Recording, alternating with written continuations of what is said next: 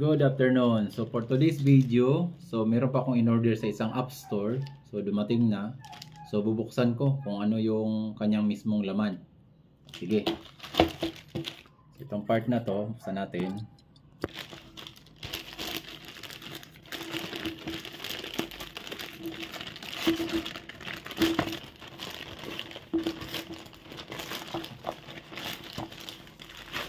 So ang laman ay ito. Yan, ito yung in-order ko. So, Aegis Key 3. O, Key E3. So, Aegis Key E3 na smartwatch. So, in-order ko to dahil nga ito daw ay meron na siyang blood pressure, mayroon na din siyang SpO2, meron na rin siyang PR and tawag na respiratory. So, bilang sa medical, so nagtuturo kami. So, ito yung aking magiging guide. So meron na daw to, tapos relo siya. So titingnan ko kung totoo talaga. So yan, in-order ko. So ang tawag dito ay Aegis Key E3 na smartwatch.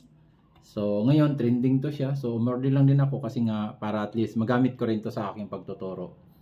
So ito. So bubuksan natin kung ano ba talaga yung kanyang mismong laman. Ayan. So ito. So yun yan siya. So tingnan natin kung anong laman niya. Okay, so ito yung kanyang laman. So yun yan siya. So isang manual. Okay, meron din siyang maliit na papel dito na meron din siyang mga instructions na nakalagay.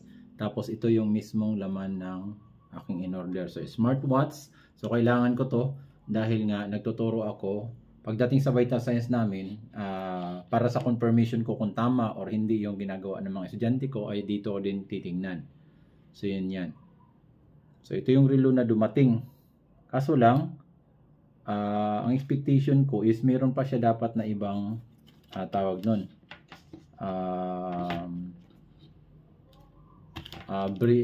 Bracelet na to. Pero ngayon, wala. So itong dumating sa akin ay yung mismong ano lang, rubber lang. Wala siya nung steel na bracelet na dumating sa akin. So instead, ang napasama dito ay pinalitan lang nila ng foam. So wala yung mismong steel bracelet. Di ko alam kung ano nangyari. So ang alam ko meron pa dapat isa nito. Kasi ito yung kanyang lagayan. So itong part na to, dito dapat yun. Pero ngayon wala. So rubber lang ang kanyang bracelet na dumating. Tapos meron siyang jack ng kanyang USB. So ito yun. So kulang-kulang yung dumating. Okay? So medyo ito yung frustration sa akin kasi nakita ko sa video dapat dalawa yung kanyang bracelet. Okay? Pero ngayon ay isa lang.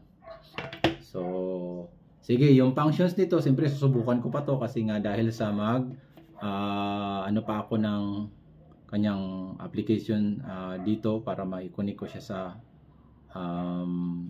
Bluetooth. Pero frustrated sa pagdating nito dahil wala yung mismong kanyang steel or yung stainless na bracelet. So ito lang mag-isa. O sige. So magtry muna akong mag-install ng application nito paano siya gagana. Salamat.